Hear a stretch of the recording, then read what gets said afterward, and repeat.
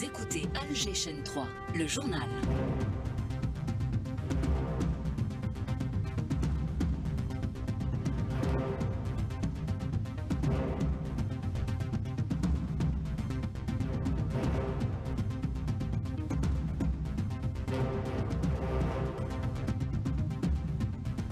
Dans l'actualité, cette cérémonie en l'honneur des meilleurs lauréats du baccalauréat et du brevet d'enseignement moyen, elle est présidée par le chef de l'État au Palais du Peuple. Le président de la République souligne que le sommet onusien sur les systèmes alimentaires constitue une étape cruciale pour l'évaluation périodique. Message lu en son nom par le ministre du Commerce extérieur. Hausse des températures, une alerte canicule est en vigueur dans des wilayas du sud et de l'est, une situation qui peut favoriser les départs de feu, gare par ailleurs aux intoxications alimentaires par ces chaleurs.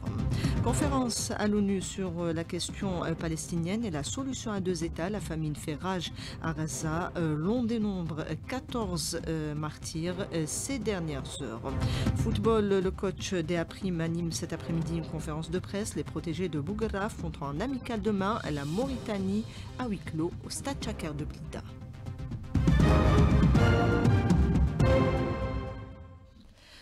Madame, Monsieur, bonjour. Je le disais en titre, le président de la République, Abdelmadjid Tebboune, préside au Palais du Peuple la cérémonie de distinction des meilleurs lauréats aux épreuves du baccalauréat et du brevet d'enseignement moyen de la session de juin. Les trois premiers au bac ont d'abord été honorés, à commencer par Raounak Zani de Souraras, détentrice de la meilleure moyenne. La cérémonie de distinction se poursuit actuellement. Nous aurons à y revenir. Le président de la République souligne l'importance du deuxième sommet onusien sur les systèmes alimentaires qui se tient actuellement à Addis Abeba, une étape cruciale pour l'évaluation périodique.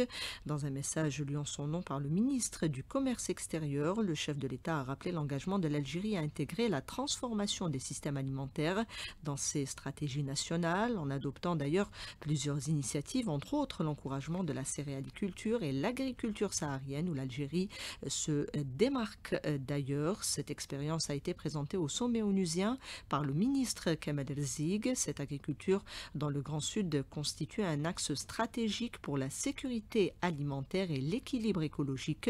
Pour l'expert Brahim Mouhouch, il est essentiel de mettre en place des mécanismes pour élargir davantage cette initiative. Il est contacté par les Moukadoum.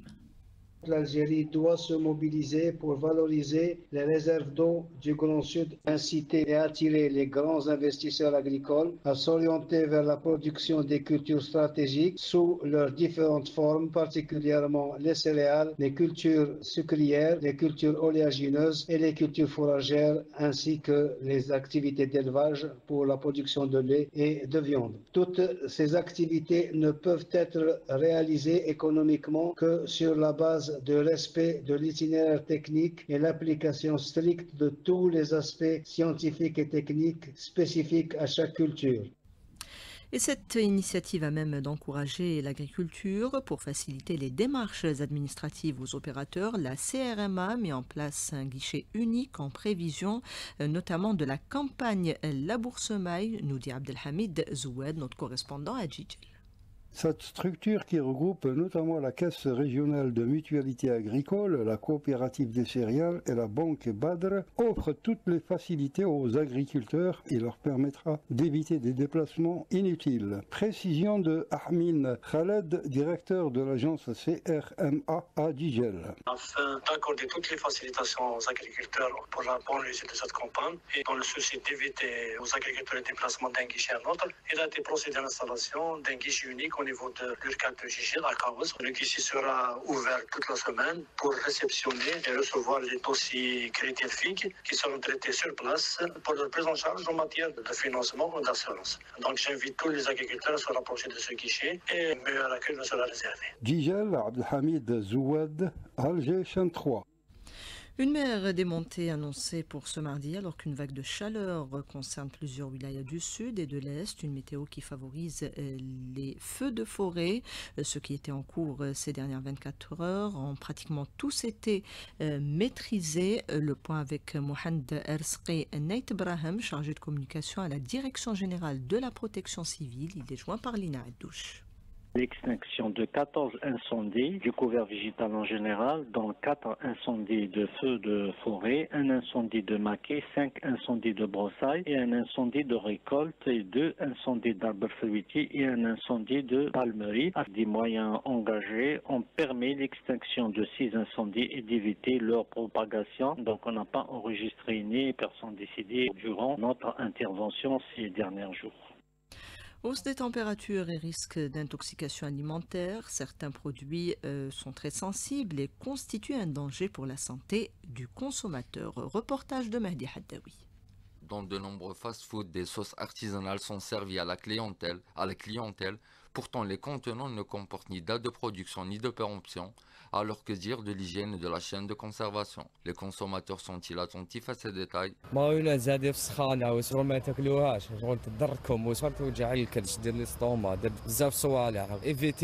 Qui ناكل من les fast-food, j'évite de manger tout ce qui est sauce artisanale parce que نخاف يكون عندهم شحال وهما مخدومين et par la suite نكونسوميهم حنا ونمرضوا. السخانات نيفيتيهم وما بالكش باش يخدموهم كيفاش يحطوهم لا يحطوهم في حاجه في بلاصه بارده. Pourtant, les restaurateurs assurent respecter les règles d'hygiène. اللي en fast-food, les sauces هذوما faut éviter تخليهم برا، ديرهم une basse température وباش ما يفسدوش وما يضروش المستهلك. Dr Hassan Chouni, médecin généraliste, nous explique pourquoi les sauces deviennent à risque, notamment durant les périodes de forte chaleur. Les sauces peuvent devenir un véritable nid à bactéries si elles ne sont pas bien conservées. Les principales causes d'intoxication, une chaîne de froid ou de chaud rompu, une préparation avec des ingrédients crus comme les œufs non pasteurisés ou encore un temps de conservation trop long à température ambiante. Une simple sauce mal conservée peut gâcher votre repas et votre santé. Soyez vigilants. Même pour les plus gourmands et les adeptes de sandwich, la vigilance reste de mise.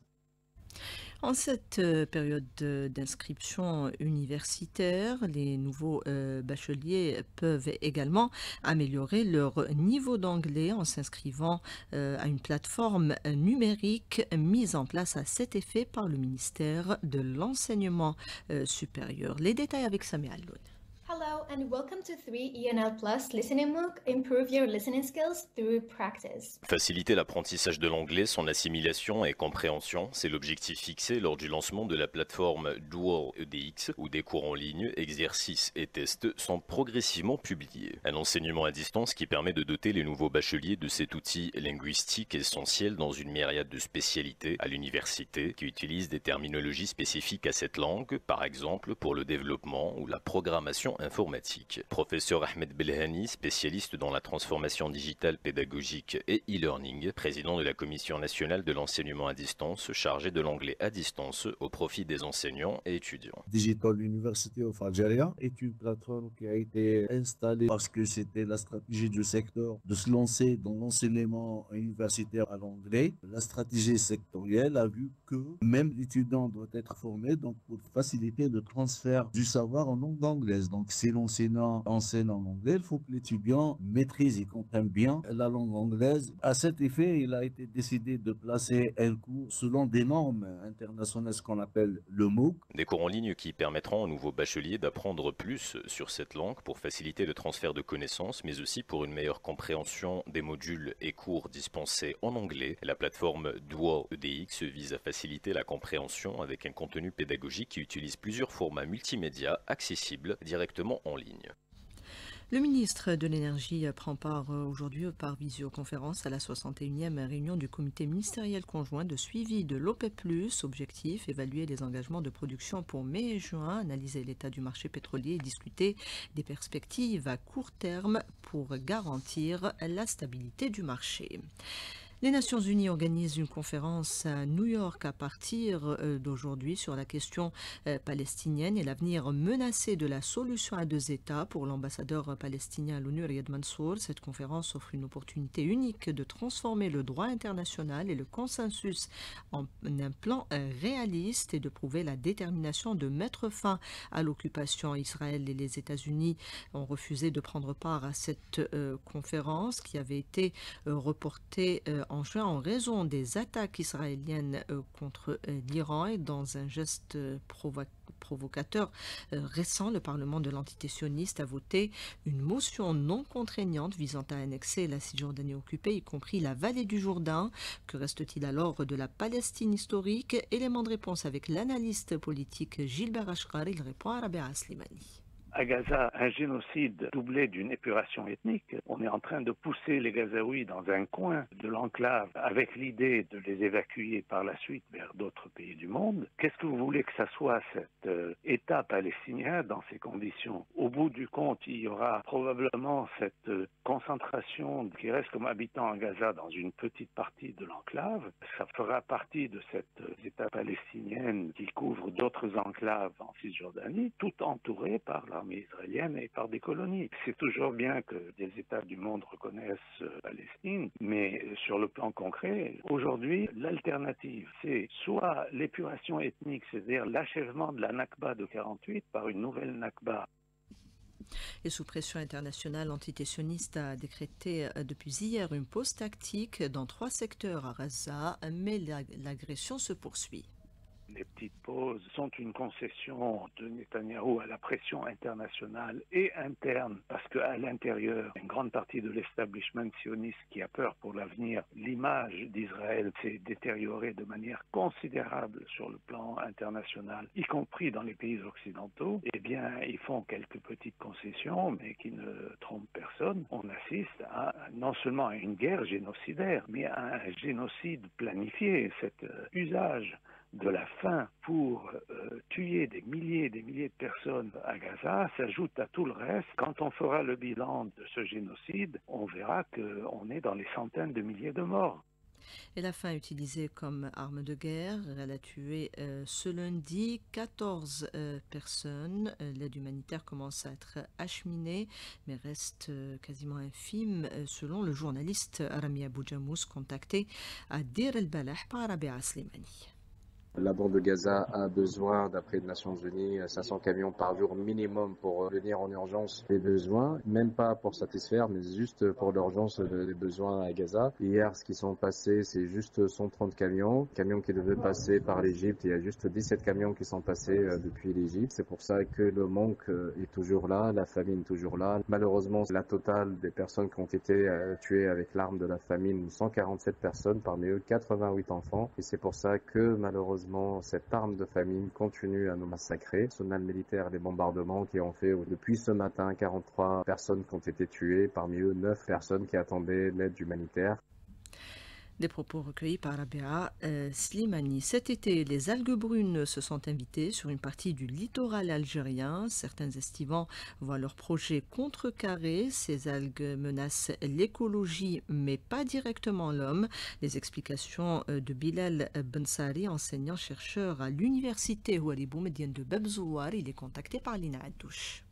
Cette espèce a proliféré sur nos côtes car elle a trouvé les conditions favorables pour son développement optimal. Elle n'a pas trouvé son prédateur et ses parasites naturels pour freiner le développement. Cette espèce n'a aucun danger direct pour l'homme. Son principal problème, il est écologique. C'est un phénomène d'invasion biologique. Son impact, c'est la détérioration de l'habitat et la perte de la biodiversité. Il faut juste que les vacanciers évitent les plages lorsqu'il y a l'échouage massif à cause de l'odeur que peut dégager cette algue lors de sa décomposition.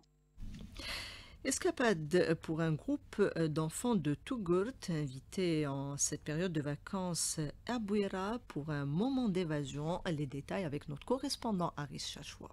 L'initiative vise à promouvoir la cohésion nationale et l'échange culturel et touristique. Moumen Samira, la directrice du tourisme de Bouira, revient sur le programme d'accueil prévu. Nous recevons aujourd'hui un groupe d'enfants de la wilaya de Tougourt. Le groupe se compose de 50 enfants et encadreurs qui vont bénéficier d'activités sportives, culturelles, de sorties touristiques. Et ils vont aussi partir à la wilaya de Bjaya. Ils vont visiter la grande mosquée, Maqam Shahid et beaucoup d'autres endroits. Cette visite s'étalera pendant 8 jours. L'opération concerne surtout les enfants des catégories démunies. Les enfants apprécient déjà leur voyage. كورس جينا للسياحة عرفنا البحر ورحنا لابريسين رحنا حوسنا ودونا الحديقة مليحة جميلة وفيها جبال كثير ورحنا البحر مليحة. Des vagues, des montagnes et des sourires. Une expérience que ces enfants ne sont pas prêts d'oublier. Bouira, Aris Chachoua, Algéchan 3. Un brin de culture avec cette manifestation panorama de Boumerdès qui se poursuit. Elle est dédiée aux enfants, mais pas uniquement, à travers plusieurs spectacles qui touchent différentes localités de la wilaya. Sidali Fares revient notamment sur la soirée d'hier. Jedab, une pièce dans le style réalisme. La scénographie représente un atelier d'un artiste fabricant d'instruments de musique. La pièce raconte l'histoire d'un artiste qui voulait réaliser un violon avec un meilleur son que son maître. L'auteur et le metteur en scène, Walid Abdullahi, était très ravi de participer aux journées du panorama de Boumerdès. C'est un honneur pour moi de participer à l'événement. فرحاني بزاف merci monsieur le ministre. C'est une occasion باش نقولوا بومرداس تتنفس مسرح. Farid Ghanem a joué l'artiste qui voulait être meilleur que son maître. Il revient sur son rôle. Le théâtre n'est jamais facile. J'ai travaillé beaucoup sur ce personnage, constructeur de violon. Il est parmi les meilleurs au niveau national. Mais il est mort. Son élève veut arriver à le dépasser. En fin de compte, il est arrivé à le dépasser. Avec un effort, il a trop souffert, il n'avait pas d'enfant. Un public assoiffé de l'art de la scène était nombreux pour apprécier le spectacle Jedab. الله يبارك عجبني فيها كلش اللي كوميديا نص كلش عجبتني بصراحه لا مليح كي جابوهم هنا البدوه وتمثيل الشباب الله يبارك جست هايله تمثيل جا مليح وجا هايل كما يحب الخير لا بيس جميله جدا وسورتو تحكي على الفنان. Le public boudouaoui a rendez-vous aujourd'hui avec la pièce Saha l'artiste de la troupe Sinjab dans le cadre des journées du panorama de Boumerdès. On termine avec du sport, du football. Le sélectionneur national des APRI, Majid Bouguerra, animera cet après-midi un point de presse au stade Nelson Mandela en prévision de la phase finale du CHAN prévue du 2 au 30 août en Ouganda, au Kenya et en Tanzanie. Il y aura par la suite, toujours cet après-midi, en fin d'après-midi, une zone mixte qui intervient à la veille d'un match amical face à la Mauritanie. Ça sera donc demain à huis clos au stade Tchaker de Blida. Et puis il y a également les Jeux scolaires africains, l'autre événement qui se déroule dans 4 villes de l'Est, à savoir Annaba, Sétif, Constantine et Skikda. L'Algérie occupe pour le moment la première place au classement des médailles avec 10 médailles dont 7 en or et 3 en argent à l'issue de la première journée de compétition, des compétitions qui ont débuté pour le deuxième jour. Fin de ce journal réalisé aujourd'hui par Aïssa Abdelrahman et Selma Figuir. Il y avait Samer à la console technique, Yassine au streaming et Nesrine à la régie d'antenne. Tout de suite la météo avec Hadjar Msaoudi.